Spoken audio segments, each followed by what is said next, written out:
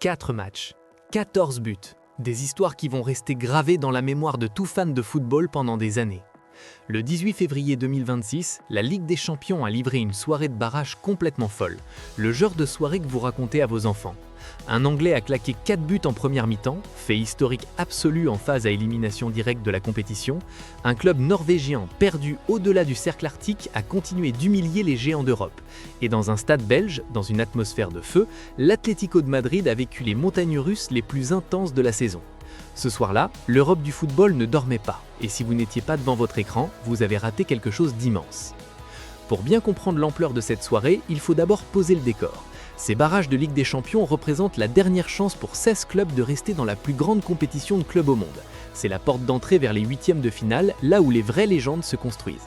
Ce mercredi 18 février, 4 matchs allés se jouaient simultanément aux 4 coins de l'Europe, de Bakou en Azerbaïdjan jusqu'à Pirée en Grèce, en passant par Bruges en Belgique et Bodø en Norvège. Et pour finir, le plus grand exploit de la soirée.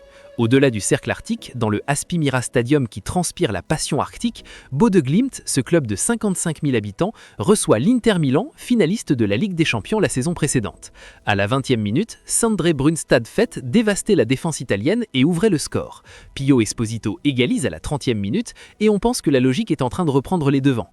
Puis en l'espace de 3 minutes en début de seconde période, Auge et Haug ont tout changé. 3-1. L'Inter Milan assommé et San Siro comme une montagne à gravir. Cette soirée, ce n'est pas juste une série de résultats, c'est un message envoyé par le football européen. Le niveau de compétition des barrages de Ligue des Champions n'a jamais été aussi élevé, n'a jamais été aussi imprévisible. Anthony Gordon a 4 buts en première mi-temps, c'est un fait qui n'existait tout simplement pas dans les archives de la compétition.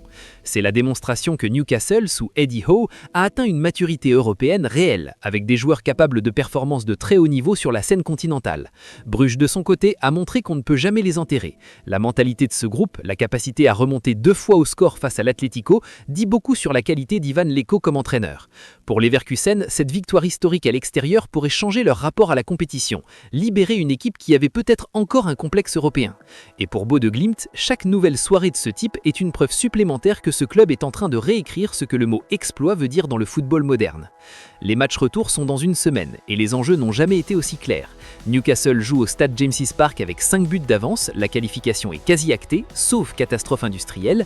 L'Atlético doit recevoir Bruges au Metropolitano, sachant que les Belges sont capables de marquer, que Tsolis est en feu et que leur défense a montré des failles. L'Inter doit opérer un retournement de situation à San Siro face à une équipe norvégienne qui croit en ses chances plus que jamais.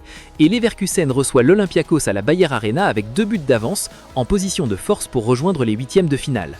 Surveillez particulièrement Gordon lors du retour, si Newcastle lui laisse du temps de jeu, il pourrait encore faire des ravages. Et surveillez le retour de Bruges à Madrid, qui s'annonce comme le match le plus ouvert de la semaine prochaine. On dit souvent que la Ligue des Champions est la plus grande compétition du monde. Ce mercredi 18 février 2026, on a été la preuve vivante, pulsante, vibrante. 14 buts, 4 matchs, des records brisés, des remontées impossibles, des doublés historiques et un club norvégien qui refuse tout simplement de se comporter comme on lui dit de le faire. Ce soir, le football nous a rappelé pourquoi on l'aime autant.